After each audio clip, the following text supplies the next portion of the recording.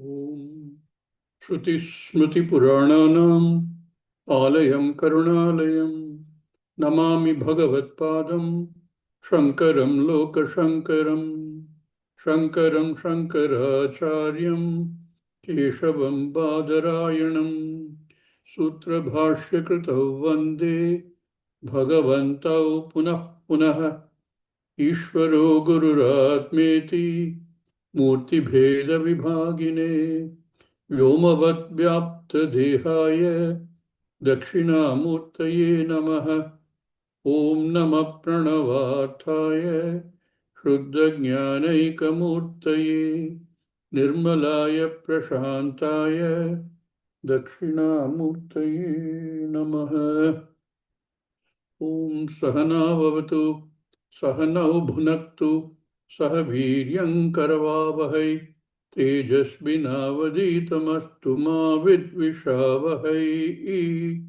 Om Shanti Shanti Shanti. Kataksha Kirana Chanta Naman Mohabdaye Namaha.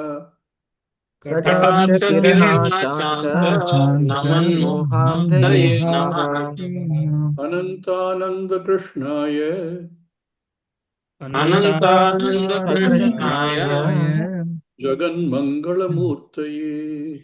Jagan Mangalamurtaye. Right. In the last class,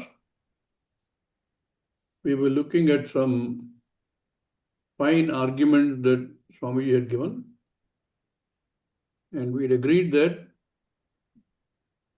everybody would read that again, do some thinking on it, and come back prepared to talk about it.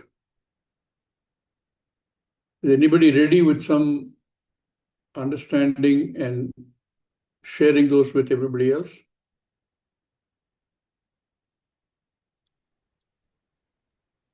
Swamiji, still that last paragraph couldn't make much sense out of or understand it clearly, Swamiji. Okay, but you did make an attempt. Yes, Swamiji. Okay. Anybody else make an attempt? Anybody else want to give it a try? I also read it, but I have not made a presentation. Okay, let me give you a background to this so that then you can think more about it. And then we can read what Swami just said in the light of the background. What is the verse we're reading? Aham asmi sada bhami kadachit na aham apriyaha. This is a first line which is trying to understand the clear definition of aham, swarupa of aham. Aham asmi, sada asmi, aham sada bhami, and kadachit na apriyaha. This is the way the author has defined this. Each one of these has to be defended. How do you say aham asmi? That has to be done. This is what Swamiji is trying to do. Not only aham asmi, aham sada asmi. What is the meaning of the word sada? Then Swamiji will go into the thing of saying, what do you understand by the word sada? Similarly, aham bhami means I am always revealed. I am shining. Same sada will apply there also. Aham sada bhami. And aham, that word aham, kadachit na apriyaha. I am never not apriya. Now this is the way you define I, aham, and you look at each word and say, how do you say that aham asmi? How do you say aham bhami? How do you say aham sada asmi, aham sada bhami? And how do you say I am never apriya? If we can establish this, what happens? Then you go to the second line. What does it say in the second line? Brahma Satchidananda Lakshanam. My Swarupa, Aham Swarupa is different in the first line. And that has to be justified, proved. In the second line, the Swarupa of Brahman is given. What is Swarupa Brahman? Satchidananda Lakshanam. Once you have these two, then what happens? Aham is the same as Brahman because the Lakshanam in both cases is identical. Aham Asmi is Sat. Aham Bhami, because that is the definition of Sat, right? Sada Asmi. I am Bhami means I am eternally is not a good word. We'll go through the meaning of Sada. Always the consciousness. And similarly, Aham Ananda, Apriya, na Apriya. So the Swarupa is the same. Aham Swarupa and Brahma Swarupa are identical. So what is the conclusion? Aham is Brahman. This is what he is trying to develop. Then he will go into the other verses. He will talk about each of the elements. So Rupa Lakshanam we are looking at now. And the three key things which will be describe Brahman are also used to describe Aham in slightly different words. So Aham Lakshanam and Brahma Lakshanam are identical. Therefore, Aikyam. This is what is being said. Now, if you take the Brahma Lakshanam, we have discussed this more than once. The word Sat, Chit and Ananda do not connote or mean the word as we use it in our description of objects. Because this is not an object we're describing. It is, Brahman is, Shastra defines as Ekameva Aditya Brahman, which is Avikaraha, Avyayaha, and all the other negations that you know. So what does this word Sat, Chit and Ananda mean? Or Satyam, Jnanam and Ananta mean? That definition of Satyam and its counterpart, Dvaitam, the negation of that, Anritam, can be used to define everything which is an object. This is true, this is not true. Similarly, Jnanam can be defined for any object.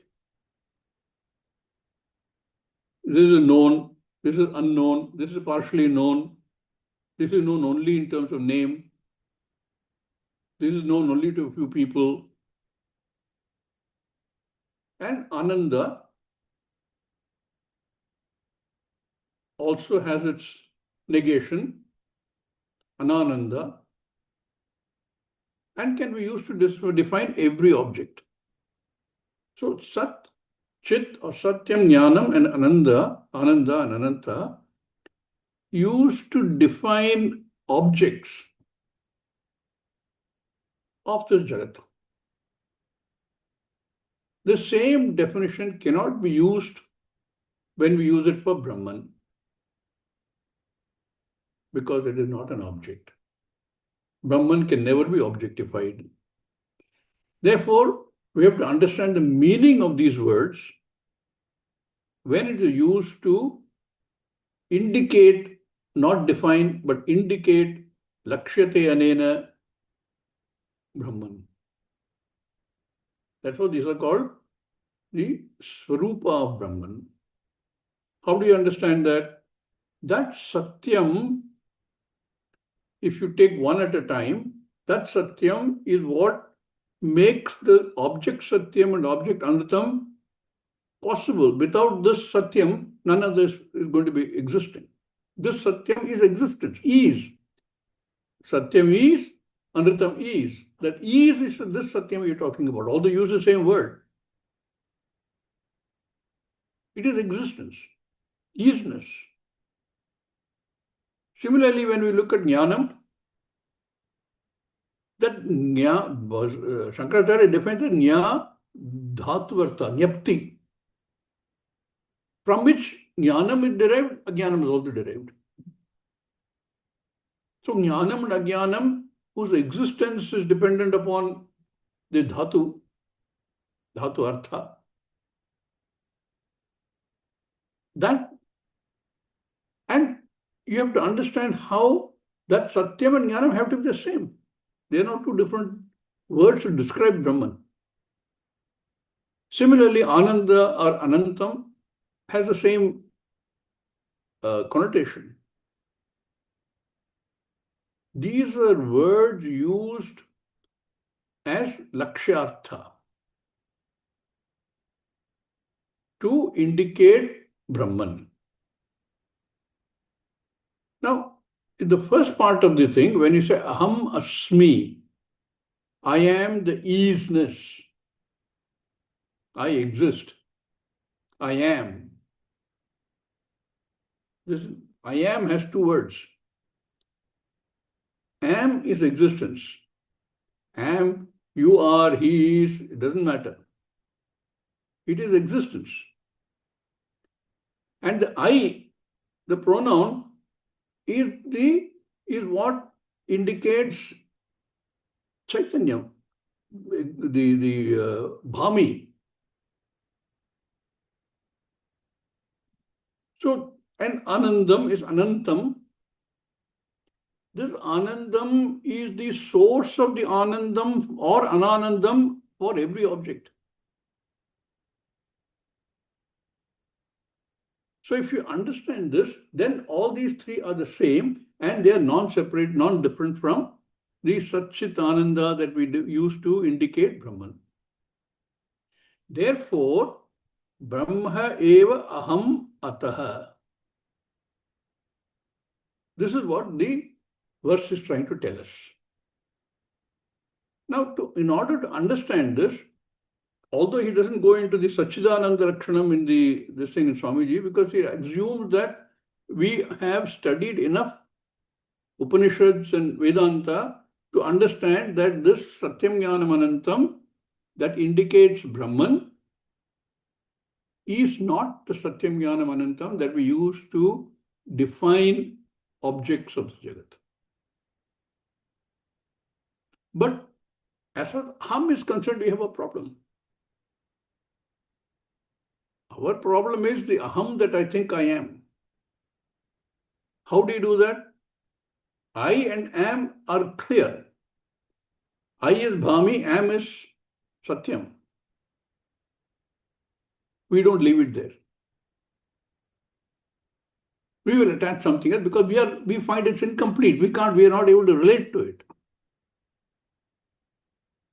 So then we add something else. I am a human being. I am intelligent. I am a woman. I am tall. I am sad. So we have to add that because for us, looking at this I am, it looks incomplete. Because we look at it from the object perspective. Therefore, it must have something to say beyond I am. So that is the portion that Swami is addressing in the discussion that follow. With this background, you can perhaps reread that. We will do that today. We will read that again today and see if it makes more sense. Yeah? Meanwhile, Divansh, you had a point to make.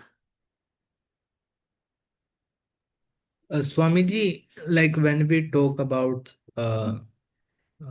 Satyam, why do we talk about Anritam? Because it does not exist. Like it's like a rabbit's horn. Why do we talk No. about it at all? Anritam is not that.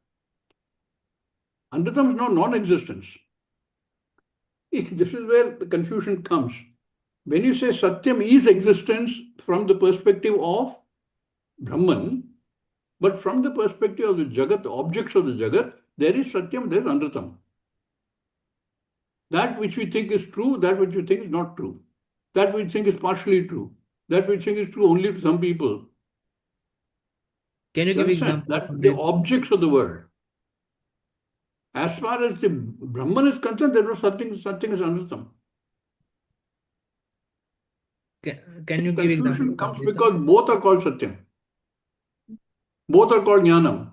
Both are called Anandam. But you have to understand that the words used in describing, I'm using the word carefully, describing objects of the Jagat. Although we use the same words here, you are not describing anything. First difference. Number one. Number two, it is not an object which you're trying to qualify.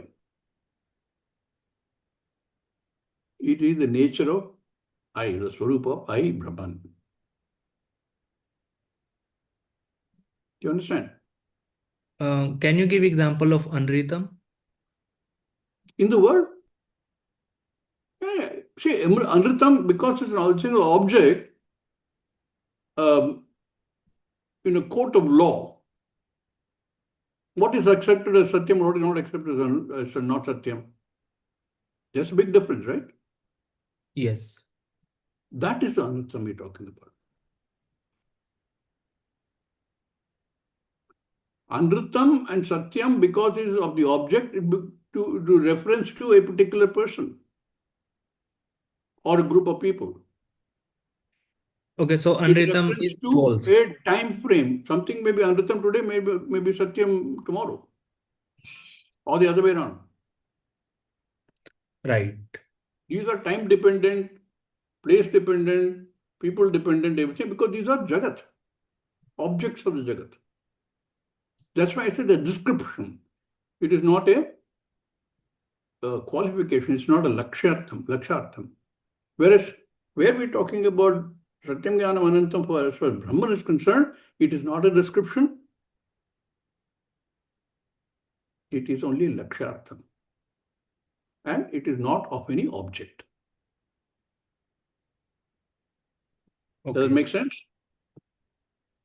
Yes. Okay. Why don't we reread this bit now in the light of this background? Somebody who would like to read that, then we can open it for discussions. Wherever we left off last time.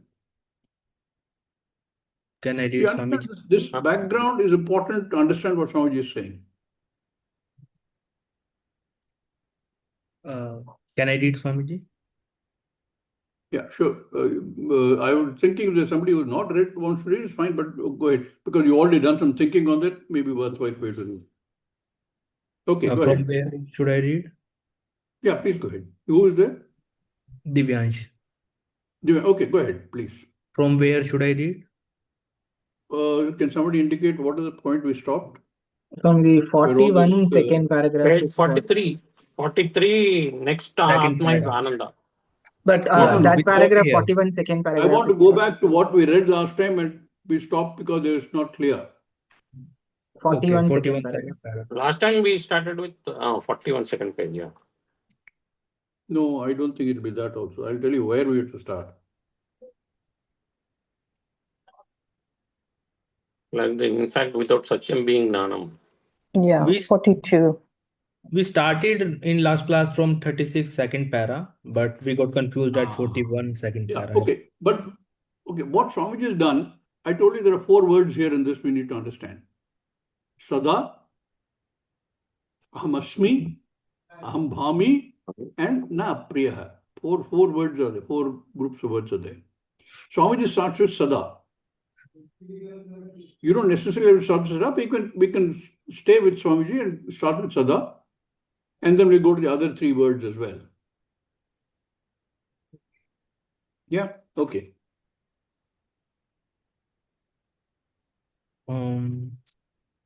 So 38 second Hmm. para, right? Okay. What does Sada mean? Sada, the word is Kala Vachaka, a word that indicates time. Sada Aham Asmi means I always am. Sada is always. When you say Sada, what meaning do you get in your mind?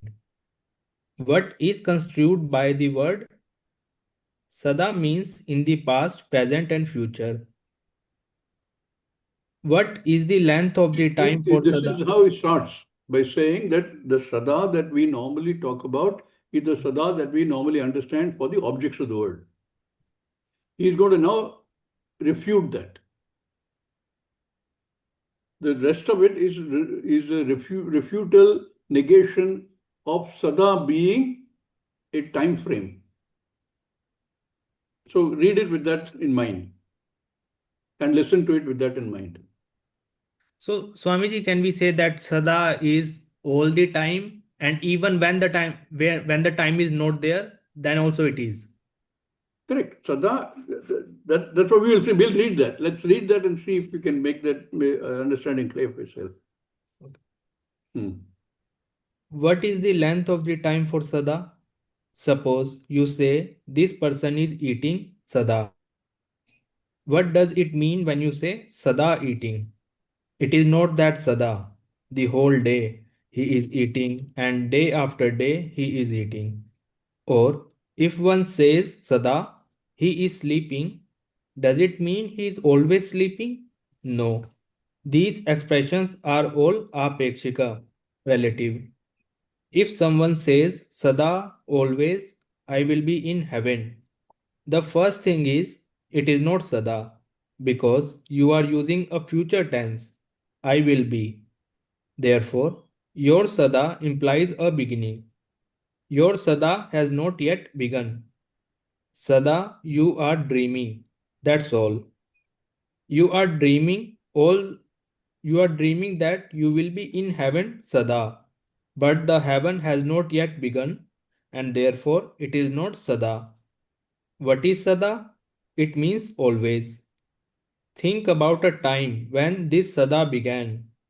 If you have a concept of a beginning of Sada, then it is not Sada. If you are thinking of a termination of the time implied in Sada, it is not Sada. So, if it has a beginning, it is not Sada. So If it far, has a termination, we are it is looking not at two Sada. different things. We are looking at a sada that we use normally in the world. That sada will have a beginning, sada will have, because it's within the time, past, present, and future. But the sada that we are referring to here, a phrase that Divyansh mentioned, was there even before time was created. That sada is nothing to do with time directly. Yeah. Therefore, what is Sada? It doesn't imply a length of time. This length of time is always put together. Understand? Every length of time is put together, added like a line. So, one length is added to another length and thereby becomes a longer length. Like 1 second, 1 second, 1 second, add up to 60 seconds, making a minute. Minutes add up to 60 minutes, making an hour. And then so many hours add up to a day, and so many days to a week, and so many weeks make a month, and so many months make a year, and then so many years make a century, yuga, etc. We can go on and on. So a given length of time depends upon other lengths of time. All add up. It is like showing like it is mithya only. Sorry? Like it's showing that time is mithya only. Yeah, correct. Therefore, by adding up, you are just creating a length. It is purely how you think. Otherwise, it has no vyavastha. A Therefore, mithya length of only. a length of time has no vyavastha. No vyavastha means the word time does not imply a specific length. What is a length of time? 1 century is a length of time. One yuga is a length of time. One kalpa is also a length of time. All these are lengths of time. A moment means whatever that moment is in your concept. That is also a length of time. It is so abstract. there is no specific length involved in time. Therefore, every length of time is how you look at it. So, your way of looking at it determines the length of time. You just decide what is the length of time that you are talking about. Therefore, basically, we all have this problem. We think ourselves into a length of time, which means that you seem to decide what a length of time should be. Therefore, time itself doesn't have any specific length as such. And every length of time that you take as a unit, it again consists of further units of time. Now, what is Sada? When you say Sada, it should not involve a length of time.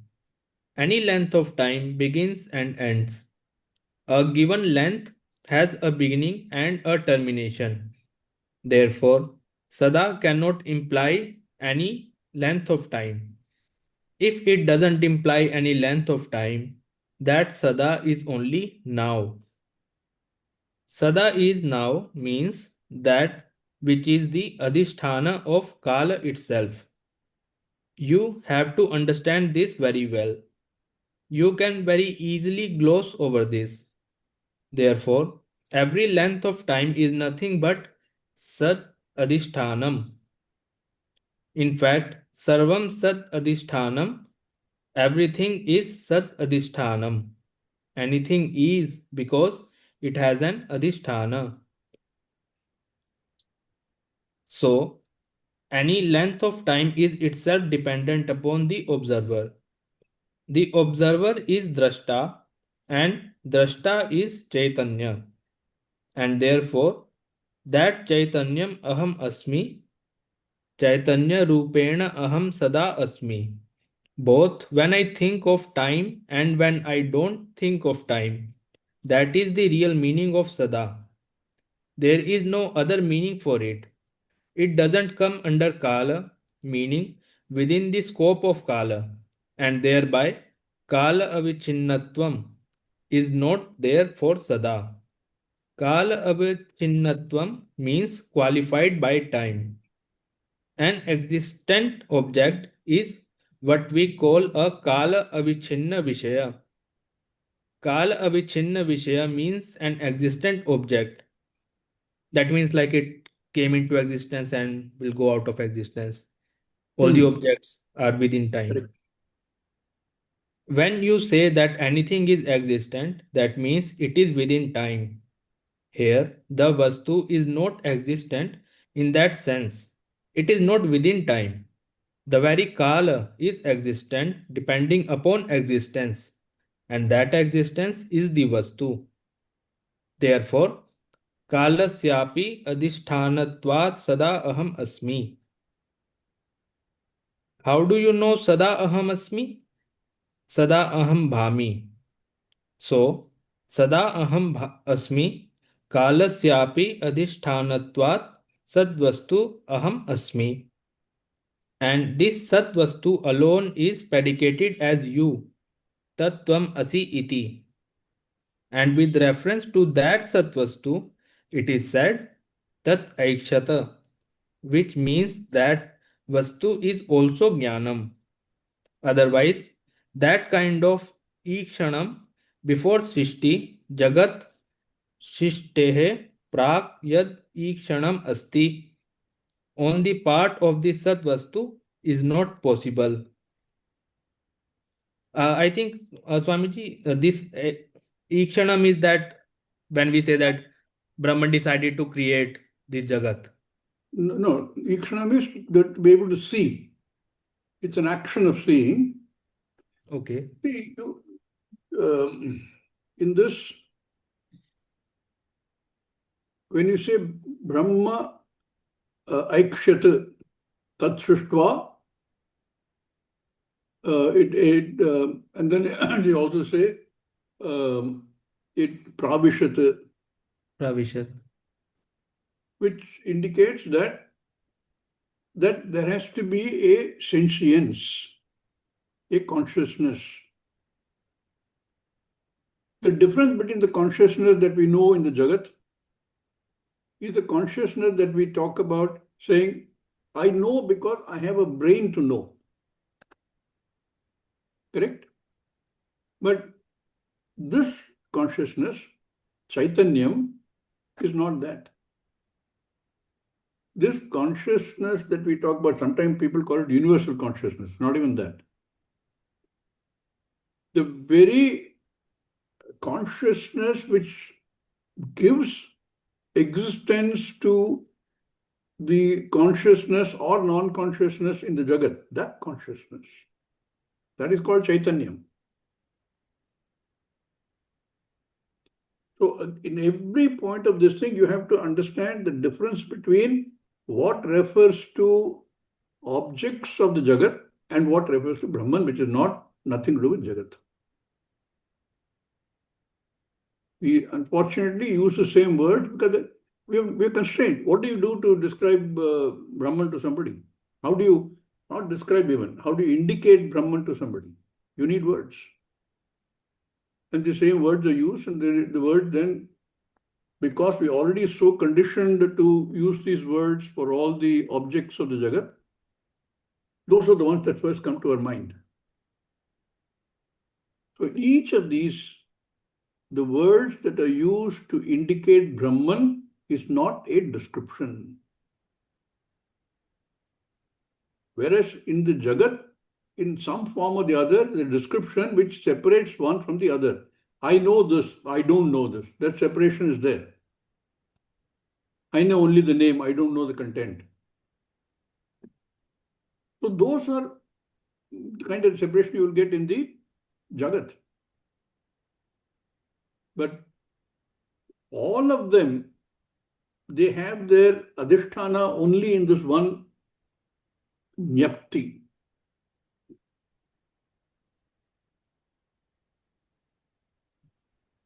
Yeah. Swamiji? Swamiji, I have one question. Yeah, sure. Yes, sir. Yes, sir. Divyansh, you can wait. Swamiji, when you said like, please like tell me like if I did not like get it correctly. When you said that the Satyam, the Laukika understanding, the Vachyartha is true and false. Is it Correct. what you meant? Correct. But like when we were studying, like we are studying Gita home study and also in Viveka Chudamani, Swamiji took the Vachyartha as isness, that let's say a pot is, and when let's say the pot gets broken, the absence of pot is. In that sense, he used the Vachyartha, not the true and false specifically. In everything in the Jagat, there is a Satyam and an opposite of that or a whole range of that. And that is dependent upon the individual, that's dependent on the time, that's dependent upon the place. Because everything here is only dependent on within those factors only. Yes. Correct? So in that sense, Satyam and Anatam. Okay. Like in logic, you are In saying. fact, there are arguments you will see where people do not like to use the word Satyam in the Jagat. They use Nritam and Anatam Okay. to indicate this. Swamiji? Yeah, Anand. Swamiji, when we speak about Chaitanyam or consciousness, we are saying that Satyam is same as Chaitanyam, or Satyam is the Satyam is also Chaitanyam, is based on our own experience of this reflected consciousness, because I know I am existent, I know I am conscious, because of which I'm able to say that Satyam is Jnanam or Satyam is Chaitanyam. But in this paragraph, when Swamiji refers to Aikshata, it looks as if it is before creation. So there, when the my presence or my individual jiva presence is not there, how are we able to speak about the consciousness based on before creation? Consciousness is Sada. So whether I know it or not, it doesn't affect it. I know it today because I am, and I have some knowledge, I have a capacity to think, I have a capacity to analyze. But that is always there. Yes, Swamiji, So but for me I'm forced to use the word always. It's not the best word to use, but that's the limitation of language only. yes, Swamiji, but for See, me even to know and Upanishad, when they understand. use words like, Tadakshata, Pravishat, Brahman doesn't do any such thing like that. Brahman is Akarta. And action of seeing, action of entering are all Kartrutvam. But we try and understand this from the perspective that we know the Jagat is there. That's how we start the whole exercise. So from that perspective, only to that extent, these words are used. But if you look at it from the Paramarthika perspective, there is no Aksham, there is no Prabhisham, there is no nothing. Yes, Swamiji. Except, Swamiji, but my question is more like, for my understanding, um, so if Aikshata is used, how does that help for my understanding right now? Because my understanding is based on my own consciousness or my reflected consciousness. But from Paramarthika perspective, we know that okay, there is no Aikshata. It is Sadha. But why is that used for my current understanding? That Aikshata is used for my current understanding because that is not helping. because we are Agyanis. We have to do somewhere we make a starting, no? We Yes. have certain limitations of what we know and what we don't know. And in many of these things, till we come to the stage where this thing becomes clear through a nididhyasana process, we have to accept this. Your question is correct, but there is no other way. We think that there is a creation, so that's why there is words like this. We think the creation, we think we're part of that creation. That is how the Mithyatvam is brought out, na Swamiji. Like you first Correct. create and then Neti Neti karke you That's why when in you take all out this, everything, what is left is correct. conscious. Correct. There is a negation. Adhyaropa, apavada. We accept everything that everybody says. There's Jagat, and we have superimpose the Jagat characteristic and properties on the Atma. And then eventually, once the understanding builds up, we say no. When we remove all the Swamiji, anatmas, just to add, everything is anatma. What is left is that atma was Yes, alone. Jaya. Yes, no, Jaya. no. Just to add to Anand's question, Anand, the answer to the last question you asked will come now, the next paragraph, which we read in the last class. That was the last paragraph we read, Okay, right? okay. Because that Aikshata is to be looked at as knowing, right? And like what Swamiji said, for us to relate to what we tell as knowing, we just say Brahman thought, right? So that is how creation happened. But in reality, we know that is only an appearance, but that word is used there. And that is how we are also able to know any object. That is what will come now. Next paragraph. Yes, yes. In fact, in Thanks. another suktam, it says dhata akalpayat. Surya Chandramasau dhata akalpayat.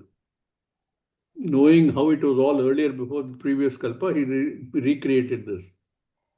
All that comes because we are in that state where we have to, otherwise we will question that, we will not understand. Okay. That Ikshanam being there, the Sat Vastu is Chaitanyam. Chaitanam also we cannot say. It is Chaitanyam because That's the nothing difference I was else also is there. pointing out between Chaitanyam and Chaitavastu. Chaitanyam. Chitvastu. Nothing else is there at that time. Therefore, Sat is Chaitanya Vastu, Chit. And that's Sat Chit Tvam Asi. You are Sat Chit Atma, Karana, etc. comes later. Here, first we have to understand Atma is Satyam and it is Jnanam. In Where are you fact, reading? I've lost it. This thing. Is it 42, Swamiji, 42 page, 42? first para is over. Satyam being Jnanam, there is no way of knowing Satyam. Why? Is that paragraph you're reading? Yes. Okay. Now He's I'm just second about to start. paragraph. Hmm? Swamiji, the one that you read is what he's about to start. Oh, okay. Yeah. Oh, In Chaitanyam also fact, we cannot say is that. Okay, previous paragraph. Okay. in fact, without Satyam being Jnanam, there is no way of knowing Satyam. Why? Because if Satyam is known to you, it implies Vritti Jnanam. That implies Chaitanya. That implies consciousness, Atma. If Satyam is known to you, it becomes variable, like we have in Drigdishya Viveka. It is not Satyam. Anything known is variable and therefore cannot be Satyam. Therefore, Satyam should be invariable. If it is invariable in all situations, that invariable Vastu can only be self-evident. It has got to be self-revealing. It should not be revealed by consciousness. In other words, it should be consciousness. What is self-revealing? What is present in every revelation? That is self-revealing. What is invariably present in every revelation of objects? Consciousness. Invariably, what is present is consciousness. That is consciousness alone is present invariably. That is the I am, right?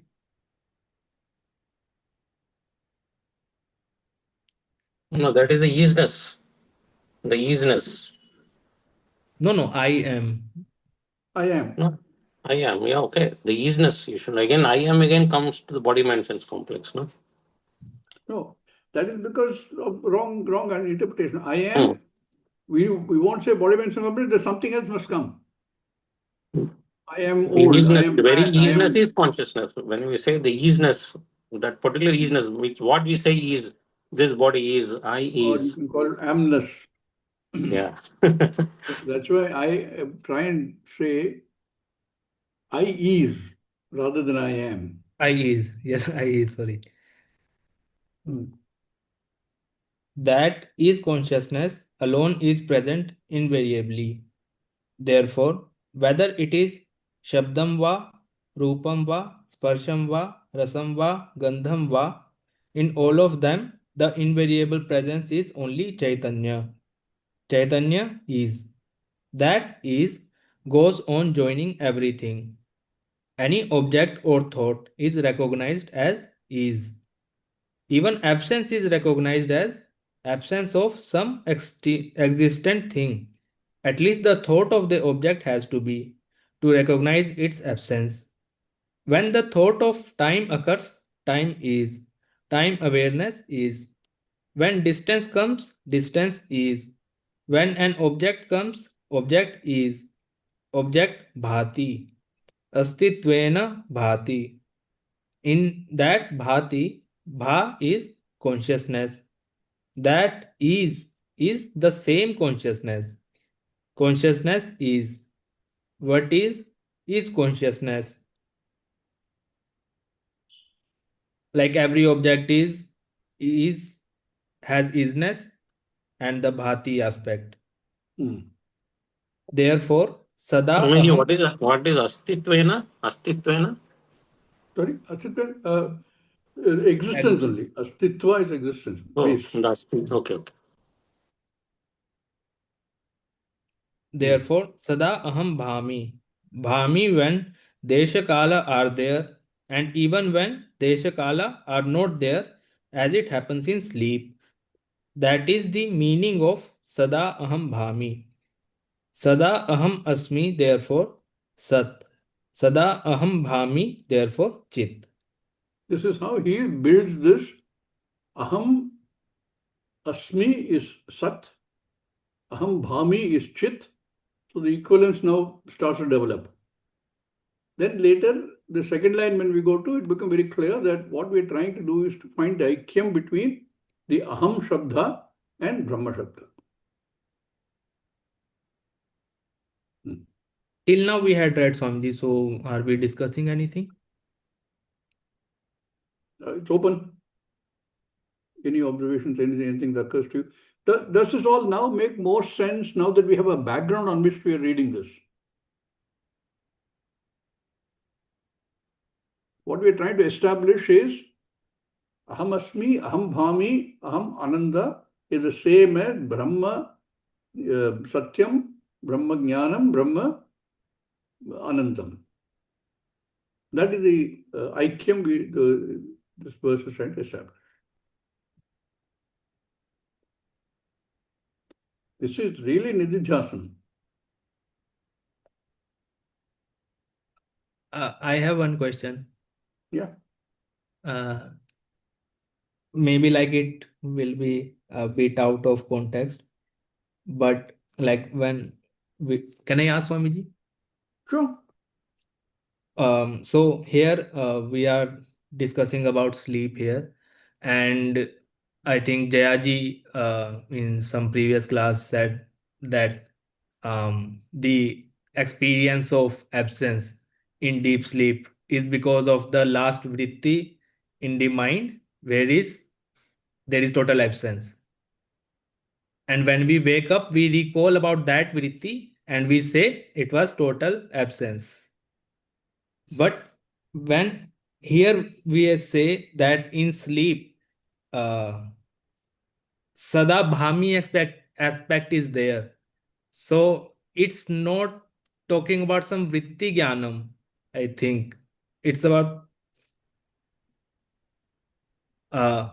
when we say consciousness, it reveals like it's self-evident, self-revealing. So there has to be a when we say when I recall about deep sleep experience, I say that there was an absence of experience of absence.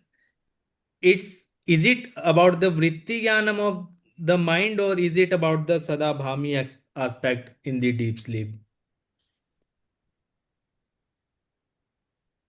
When the mind shuts down in You yourself now you are contradicting your sentence. You said that recalling. So when you say recalling, it's already a mind activity, no? yes, but No. Hold on. Just go step by step. So recalling means mind activity. That means it is vritti. yes. There is nothing else you can recall. Whatever we recall is a vritti. True.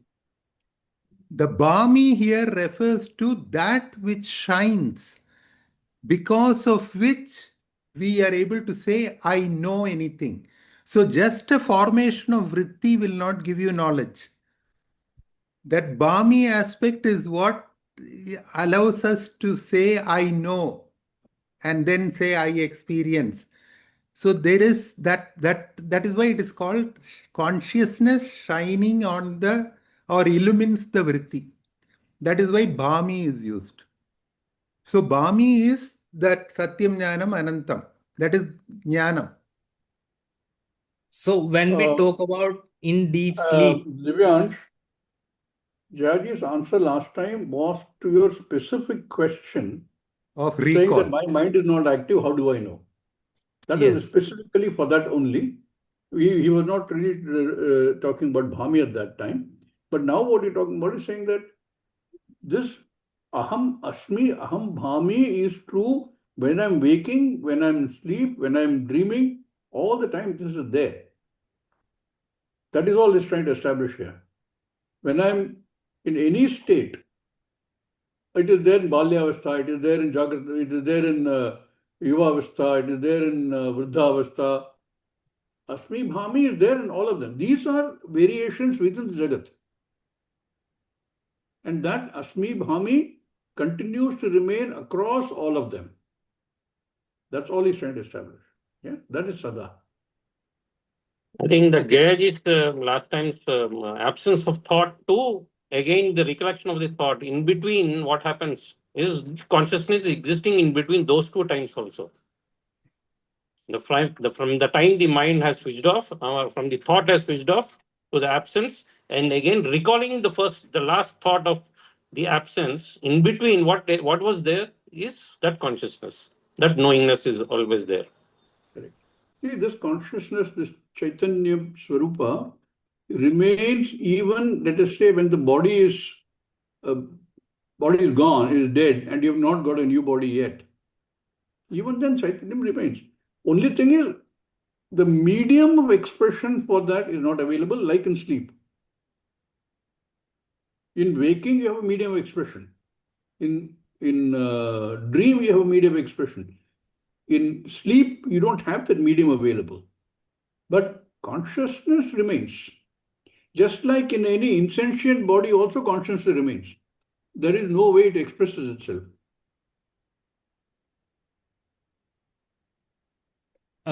Was one last question. When we say that I slept well, I slept like a log or dog, whatever. So we are referring it just on the basis of that blankness vritti. It's not about the like the in between missing state, is it? Not only that, it is also because you recognize yourself as Jivatma. When you go to sleep, you recognize the same Jivatma next morning. Now, if the same Jivatma has appeared before you went to sleep and after you got up in the morning, that Jivatma must have logically must have continued. But that Jivatma itself is a reflection of the Atma, Paramatma, is that you need to understand. But the question that you raised and which Jayaji tried to address has to do with this aspect only. Okay. Okay. Shall we move ahead now? Sat has been done, Chit has been done, and we have looked at it from in the background of what he's trying to establish. The third one left is Ananda. Again, a very interesting thing, because a lot of discussions in various Upanishads on this question of Ananda. Where does Ananda, what is Ananda? All the Ananda that we extract from this Jagat, from objects, from relationships, from experiences, from whatever, are all have certain characteristics. One is they are variable. With time they are variable, with space they are variable, with people they are variable, with materials they are variable. This is the most important thing of that Ananda that you're talking about. It is also, Ananda and Anananda are really the same. There's no difference. Somebody sent me a very nice thing about what a husband and wife do after some years of marriage. They are like the two sides of a coin. They're always together but never see each other. Two sides of a coin. Anyway, that is the difference. This Ananda we are talking about, Ananda Swarupa. All these are Swarupa Lakshanam only. What we see in the Jagat using the same word is not Swarupa Lakshana, it's clear definition. And that has to arise out of the Swarupa Lakshanam only. There's nowhere else it can come from.